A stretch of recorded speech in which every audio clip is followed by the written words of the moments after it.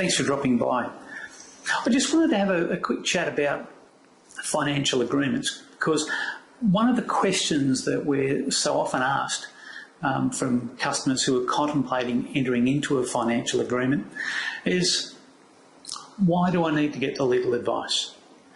Quite often they'll say, look, we've reached this agreement ourselves. We don't need anybody else to tell us what we need to do. We know exactly what we want to do, so why do we need to get legal advice? Under Section 90G of the Family Law Act, each party is required to receive independent legal advice before the agreement becomes binding. So, apart from it being a requirement of the law, it's also a safety measure.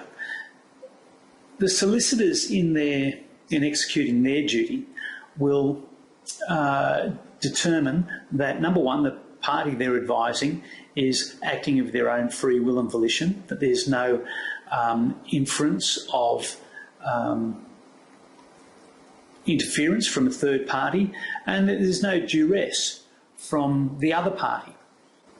In addition, the lawyer needs to establish that the party they're providing the advice to understands that under the Family Law Act they have certain rights, and by entering into this agreement there may be certain rights that they give up. So by making sure that your agreement complies with the law, you're also going to ensure that you have a strong agreement and one that will stand up to scrutiny should the need arise.